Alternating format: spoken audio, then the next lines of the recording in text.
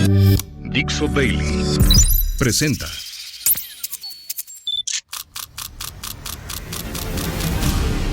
La Vuelta al Mundo en unos minutos. It's a clash between barbarism and civilization. A dangerous world of chaos, death and destruction. La internacional fascista. Yes, she can. Con Nacho Montes de Oca. Bienvenidos al Globo, hoy en un nuevo viaje. Soy el capitán Nacho Montes de Oca y tenemos que volver al Caribe. Preparen las tablas de surf porque alguien está haciendo olas, pero más allá de eso no pasa nada. O sí pasa, pero pasan cosas políticas. Estamos hace, ¿ya cuánto? 2 meses diciendo que mañana, o a más tardar, pasado mañana, va a haber una guerra. Desde agosto que se desplegó la flota, que seguimos escuchando cuánta gente anuncia que en cuestión de horas, minutos, un desembarco, un ataque con misiles, no sé, algo, va a afectar a la dictadura de Maduro. Muchos deseamos que sea libre Venezuela, quizás porque conocemos a los venezolanos, creemos que sea incruento, pero bueno, no sabemos cuándo va a suceder. Quizás sea mejor esperar a que suceda, pero mientras tanto, pasan cosas quizás mucho más interesantes. Como por ejemplo que Rusia acaba de meterse de lleno en el conflicto. Esto sí sucedió. Y acá también hay misiles, hay aviones, hay buques. Te cuento, mirá. El día 28 de octubre, la Duma, que es el Parlamento ruso, dio por aprobado lo que se llama como Tratado de Asociación Estratégica entre Rusia y Venezuela. Por supuesto sabrás que la Duma no hace nada sin que Putin lo decida y que justo hoy, justo ahora, se ratifica un acuerdo firmado en mayo, no es casual. Y esto no está disociado de una noticia que sucedió unas horas antes. Maduro salió a decir que tiene 5.000 misiles esperando a la invasión. Unos misiles muy particulares que son los IGLA. Los IGLA son esos misiles antiaéreos que llevan los soldados, esos misiles portátiles. Y 5.000 es un número bastante importante. ¿Por qué? Porque si Estados Unidos hiciera un asalto aerotransportado, 5.000 misiles en la costa, o distribuidos en las zonas de la posible incursión, representan un peligro grande.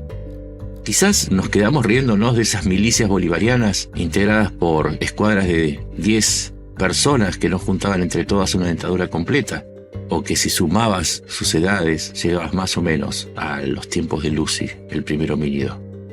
Pero no, porque estas armas son indicativos de ese acuerdo.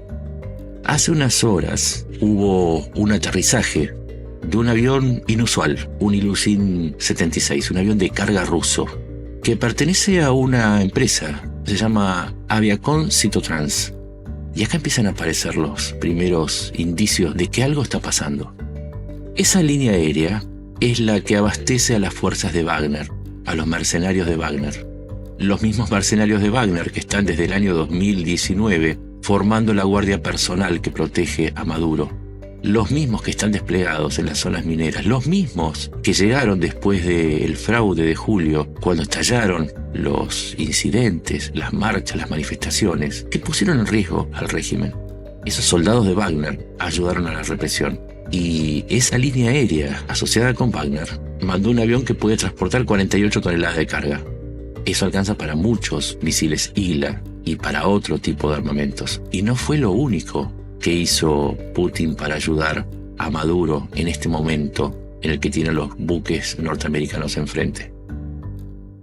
Además activó una fábrica que estaba, escuchen esta cifra, este número, hace 20 años que se había prometido una fábrica para fusiles Kalashnikov, los AK-103, una versión moderna del mítico AK-47. Hace 20 años que no la activaban. La acaban de activar, la semana pasada, junto con una fábrica de municiones, porque si vos querés armar milicias necesitas muchos fusiles y muchas municiones. Justo ahora. No es la primera vez que Maduro recibe una ayuda de Putin en el momento indicado.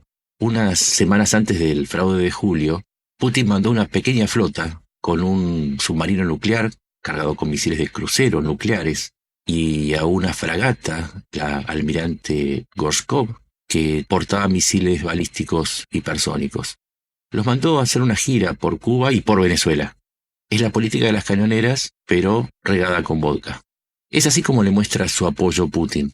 Y hay algo más, porque además le estuvo mandando también unos sistemas de control y comando que necesitaban los venezolanos para coordinar sus diferentes fuerzas. Y además, hace un mes más o menos, esparció el rumor de que el Kremlin podría desplegar misiles Oreshnik, esos misiles hipersónicos que usó una vez contra Ucrania. Y todo esto para decir, Rusia está acá, Rusia está con Maduro. Y hay otro detalle, que quizás no lo vas a encontrar en los medios, pero bueno, acá en el Globo nos podemos trabajar siempre para darte algún tipo de información extra que sabemos que no vas a encontrar en otros lados. Cuando vos analizas este tratado estratégico entre Rusia y Venezuela, hay un par de apartados interesantes. Uno dice que se habilita la transferencia de tecnología rusa a Venezuela.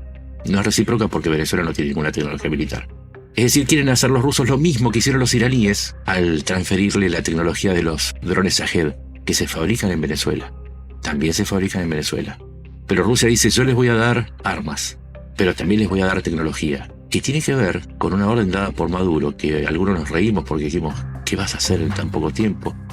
Maduro dijo, hay que desarrollar sistemas nacionales para hacer frente a la agresión.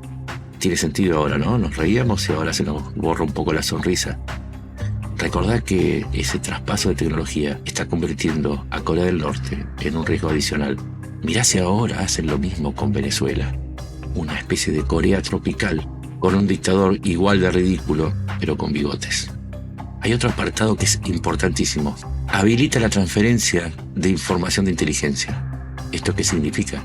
Maduro no podía ver más allá, con sus equipos obsoletos, de unos kilómetros de la costa, pero ahora tiene todo el sistema de los satélites, el GLONASS ruso, para saber al instante qué está haciendo la Armada norteamericana, puede tener alertas tempranas. Y además, Rusia puso en el año 2017 una base de escucha electrónica en Nicaragua, en donde hay otra dictadura, la de los Ortega, y además tiene acceso para la colocación de aparatos más discretos y móviles en Cuba. Se supone que no reactivó la antigua base de espionaje electrónico de Lourdes, pero hay información creíble que dice que ha desplegado sistemas de escucha electrónica. Todo esto es aviso de Maduro. Entonces, ese acuerdo estratégico firmado justamente en el momento indicado, indica que no se le van a hacer tan fácil a los Estados Unidos. Y de alguna manera, están actuando de la misma manera que Occidente actuó con Ucrania. ¿Hay riesgo de invasión de Ucrania? Enviamos los Manpads, que serían los equivalentes al Águila, los Stinger, y enviamos los Javelin. Bueno, Rusia envía ahora los Águila a Venezuela. ¿Estados Unidos le provee de información militar a Ucrania? Bueno, nosotros se la proveemos a Venezuela, dice Putin. Empiezan a hacer el mismo juego. Y esto es peligrosísimo. Porque una cosa es defender a Ucrania que fue invadida, y otra cosa es asegurar una dictadura dentro de Venezuela. No sé si estás de acuerdo con esta diferencia. Yo creo que hay una enorme diferencia entre defender a un pueblo que fue agredido y ayudar a una dictadura para que permanezca y siga agrediendo a su pueblo. Es bastante grande la diferencia, por lo menos para mí. Y tampoco podemos decir que, claro, hay contratistas de Occidente luchando del lado ucraniano, voluntarios. Ninguno de ellos está asociado a ningún gobierno occidental. Es gente que decide por su cuenta. En cambio, las fuerzas de Wagner, desde que Prigozhin, su fundador, fue ascendido o descendido a inspector de subsuelos, las fuerzas de Wagner son parte del Estado ruso. El Kremlin tomó el poder sobre las fuerzas de Wagner. O sea que todas esas fuerzas de Wagner que están en Venezuela son un contingente del Estado ruso. Esa es la otra gran diferencia. Y para cerrar el panorama, Xi Jinping dijo hoy que ellos no van a permitir una agresión contra Venezuela. ¿Significa que van a apoyarlos militarmente? No, no lo dijo explícitamente. Pero sí significa que van a respaldar políticamente en el Consejo de Seguridad y con su economía al régimen de Maduro en el momento que está siendo sancionado. Y acá volvemos al protocolo. Porque en el protocolo también se dice que Rusia va a ayudar a Venezuela a ser un miembro pleno de los BRICS, cuya C corresponde a China, cuya S corresponde a Sudáfrica, la I a la India y la B a Brasil. La R a Rusia.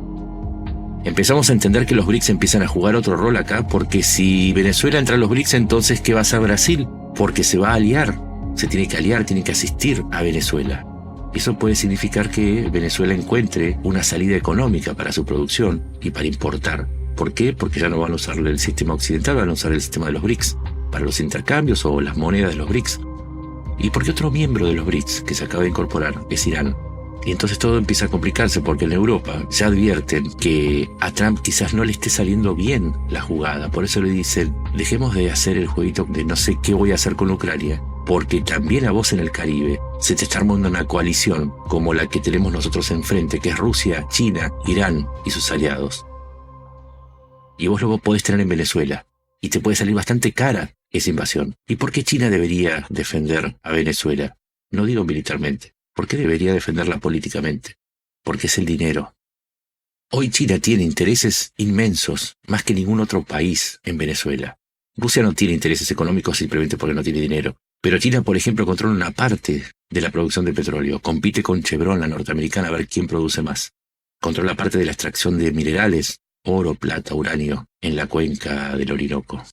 Tiene proyectos de construcción de rutas, de centrales termoeléctricas, de centrales eléctricas. El proyecto de telecomunicación está casi en poder de China. Si cae Maduro, se van a renegociar esos contratos. Por lo tanto, China tendría que salir. Y no le podría cobrar esos 60.000 millones de dólares que le debe Venezuela por el envío no solamente de armas, sino también de comida, de elementos de consumo diario.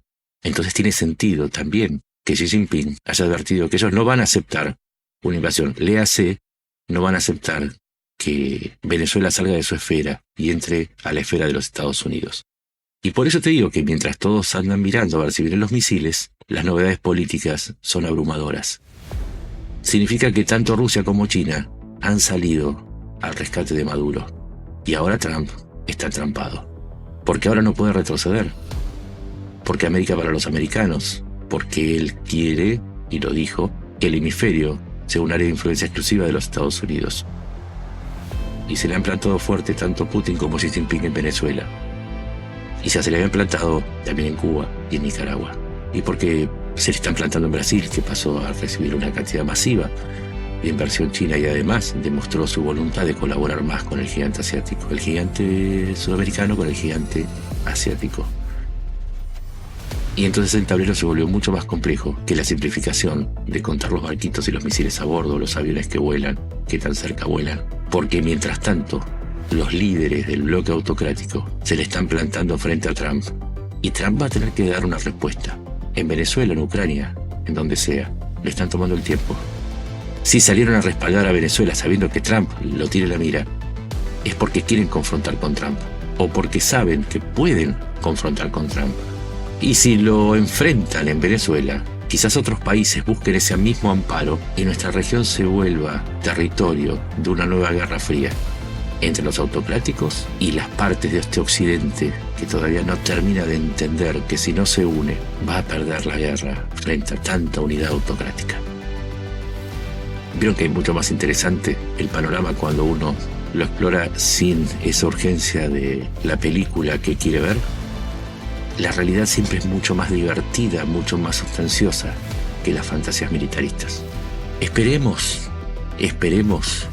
que este desafío a Trump acelere el proceso de liberación de Venezuela cuando a alguien se le ocurra el modo de hacer que, sin que sea un campo de batalla, el pueblo venezolano reciba ese apoyo político y esos otros apoyos necesarios para sacar del poder esa dictadura y de paso derrotar a China, Rusia, Irán y a todos los que la apoyan.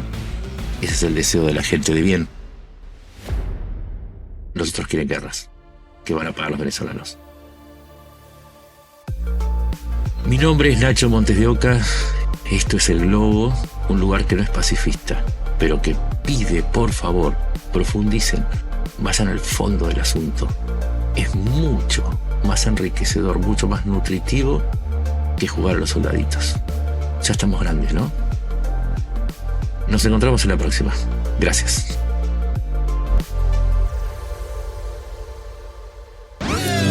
Una producción de Dixo.